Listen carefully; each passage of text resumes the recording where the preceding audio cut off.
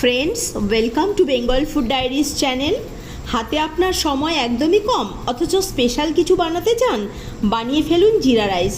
সাথে রাখতে পারেন আলুর দম, পনির কিংবা মাংস কষা। ভিডিও শেষ পর্যন্ত দেখার অনুরোধ রইল। 600 গ্রাম জিরা রাইস নিয়ে কয়েকবার ধুয়ে নিয়েছি। অপরদিকে একটা ডিশে জল ফুটতে বসিয়েছিলাম।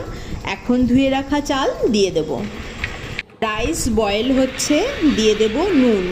2 চামচ সয়াবিন অয়েল দিয়ে দিলাম।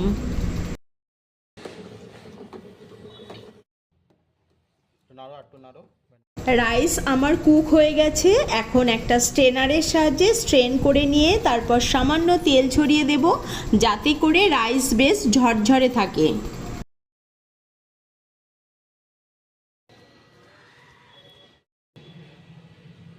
একটা কড়াইয়ে দিয়ে দেব সয়াবিন অয়েল। গরম হলে দেব 2 চামচ জিরা।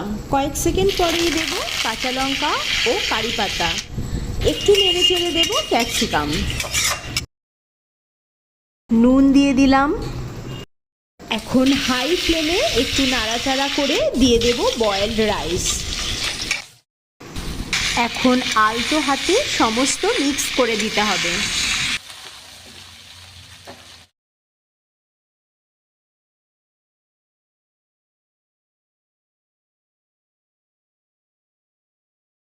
ওপর থেকে সামান্য রোস্টেড জিরা গুঁড়ো ছড়িয়ে দিলাম। জিরা রাইস পরিবেশনের জন্য রেডি। এখানে মাংস কষার সাথে পরিবেশন করব।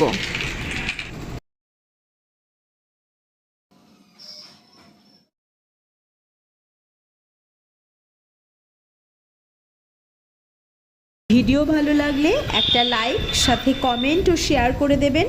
চ্যানেলে নতুন বন্ধু হলে চ্যানেলটিকে সাবস্ক্রাইব করে আমাকে সাপোর্ট করবেন। আবার দেখা হবে নেক্সট পর্বে। ভালো থাকবেন, সাথে থাকবেন।